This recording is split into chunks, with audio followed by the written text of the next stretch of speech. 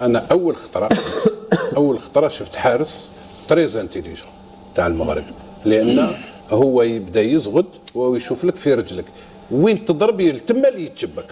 سي لا بريمير فوا، وهذه لو كان يديروها بوكو دو غارديان بيت يجبدوا بوكو دو بينالتي لايتي بور بوكو. علاش قلت لك اسكو درسوه يشوفوا كيفاش يكون هذا الحارس هذا، خاطرش كي تشوف لي بينالتي كاع ضربوهم في الارض ابار شكون اللي ماركا ما ماركا حتى واحد، ثلاثه خسروا في ثلاثه كاع ما ضربوهم في دون دي زوندروا اللي تقول هذايا شوف لو بروميي تير هو اللي دخلهم الخوف كاع.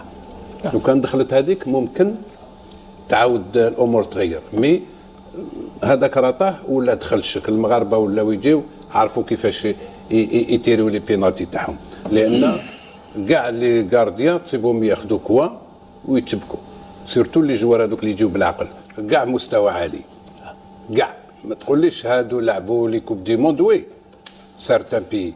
انت تقصد على المغرب تسمى ما عدا المنتخب المغربي الذي لم يسبق له الوصول الى نصف النهائي. واش عليه؟ ما بصح الحق الوقت ممكن يروح دوك الدومي فينال. دونك اللي قعدوا هاد لي زيكيب اللي قعدوا يستاهلوا كاع يلحقوا دوك هذيك المستوى هذا. دونك افضل 8 منتخبات في الدوره على حد. نعم بور لو مومون هادو هما لي 8 ميور زيكيب اللي جوسكا بريزون داروا دي ماتش في المستوى. اليوم فرحوا كاع البلدان العربيه، فرحونا. سي دوماج، كنا حابين احنا نكونوا كانا مع خاوتنا تما ولا الجيري تلعب هي كانا، ولكن حقيقة واحد من أفضل الحراس حتى في كأس العالم قدم مستوى كبير جدا. اجتمعوا ولو مرة وحاولوا أن تتفقوا على تكوين حارس مرمى واحد للمنتخب الوطني. مدونا في هذه الاجتماعات هيا لنتفق. قال عندنا مشكل كبير في المنتخب الوطني في حارس المرمى عماد، كمعلومة رسمية، لأننا لم نعثر على حارس مرمى. لكن عندنا بنبوط، عندنا لا وش يقول فريد؟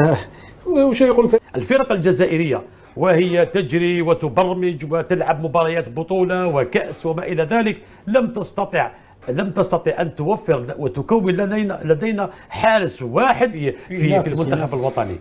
كان حاسم ميدو في العديد من المباريات، خرج بيت، حكم بينالتي، دار جرام ماتش للمنتخب المغربي. حقيقة واحد من أفضل الحراس حتى في كأس العالم قدم مستوى كبير جدا. نعم.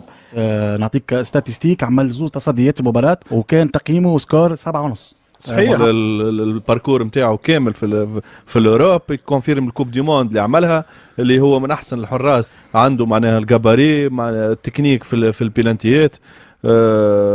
فخر للعرب والمغرب يعني. اللي جاي تخلق صافي. هنيئا لكم جميعا اول دور مقبل. الحمد لله. الحمد لله، داك الشيء اللي كنا باغينه راه حققناه. ربي معانا. الحمد لله، فرحه كبيره اليوم. كلمه للجمهور المغربي. كنقول الحمد لله، نشكر هاد اللعابه اللي تاقوا في ريوسهم وطاقم التقني اللي عطينا الثقه، وكنقولوا للجمهور المغربي يزيد يثق فينا وديما مغرب. الحمد لله. ديما مغرب، والله ديما مغرب. هنيئا ما كانش ماتش ساهل اليوم كان صعيب. الحمد لله كنا مزيان، البلوك كان مزيان، والحمد لله. ديروا النية. الحمد لله ديما مغرب. والله انا معليش وي وينت صافي. هنيئا، الف مبروك، تستحقون. الحمد لله. ان شاء الله باقي الماتشات اخرين ونخدموا ان شاء الله. الحمد لله. العميد كابيتان ورا ذاك الراس. حنا كبار. مبروك عليكم. كنبغي نقول جمهور المغاربه حنا كبار وغنبقاو كبار. الحمد لله والحمد لله على كل حال. ما كانش ماتش اليوم. زاويدوا يا الحمد لله، حنا فرحانين بزاف، والحمد لله حد فرحنا المغاربه وجايين مغرب. يكون على الخير ان شاء الله من هنا لقدام، وان شاء الله ربي ييسر لنا. الحمد لله عليكم شيخون. congratulations, you deserve to win, to be for the first time on the history in the quarter final.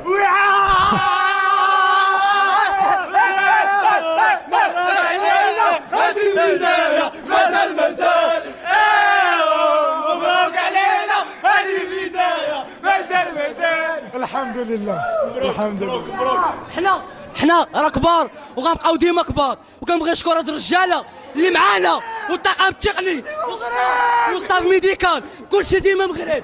وكنبغي نقول جمهور المغاربه يثيقوا فينا ودخلنا للتاريخ الحمد لله، وديما مغرب وحنا غنبقاو كبار. المده ضحك الخطاب بما ردوا عليهم في التعليقات، ضحكوا عليهم في التعليقات، عصبوهم ومرضوهم في التعليقات، كتبوا بزاف ديال التعليقات وديروا بزاف ديال اللايكات باش هذا الفيديو يطلع للاعلام الجزائري ويدخلوا ليه ويشوفوكم كتضحكوا عليهم في التعليقات، لانه ما تسطرش لهم بان طه بن الغزيل الحارس ديال المنتخب الوطني المغربي دا احسن حارس في المباراه اللي كانت جمعت المغرب بايران في بطوله كاس العالم، وعلي بن شيخ قالها لهم ولكن كيقاطعوه ما كيخليوهش يكمل هضرته، وقالها لهم نيشان، قال لهم اودي راه المغرب عندهم حراس كبار، قال لهم اودي راه المغرب هو اقوى من انجب الحراس العالميين، قال لهم مثلا ياسين بونو شفتوه في كاس العالم، شفتوه في اشبيليه، شفتوه مع الهلال السعودي، شفتوا الاداء العالمي اللي قدم، اضافه الى الان طه بن الغزيل هو واحد الحارس اللي غادي يكون، قال لهم مستقبلا ان شاء الله غادي يكون من بين افضل الحراس العالميين ويسير في نفس مسار ياسين بونو، قال لهم اكيد غادي ينجح لان الاكاديميه والجامعه الملكيه المغربيه لكره القدم كتوفر جميع الظروف لهاد الحراس باش يكونوا من بين افضل الحراس في المستقبل عالميا. قال لهم اودي راه المغرب ولا كيلعب على العالم، ما بقاش كيلعب غير على يعني القاره الافريقيه او على الكره العربيه، قال لهم داكشي سيطر عليه، قال لهم اودي راه المغرب سيطر على الكره العربيه، سيطر على الكره الافريقيه، دابا راه ولا كيسيطر على الكره العالميه، قال لهم حنا ما خصناش ندويو كاع ما مشاركين في هذه البطوله، عاد ندويو على الحراس ديالنا واش كيستحقوا يديو شي بطوله ولا يديو شي جائزه فرديه ولا شي حاجه اخرى. قال لهم ودي خصنا نخدموا نتعلموا من المغرب، ولكن كيقاطعوه كما شفتوا بزاف ديال الاعلاميين الجزائريين ولاو كيقاطعوه في الهضره ديالو، كيبدلوا ليه الموضوع، غير كيشوفوه يلا غادي يقول الحقيقه، والمشكل كيقول لهم على الحقيقه، كيقول لهم ودي راه المغرب ها شنو عنده، المغرب راه كيخدم، المغرب تعلموا من المغرب باش انهم يستافدوا، ولكن هما كيقاطعوه، وبزاف ديال الجزائريين كيعتبروه بانه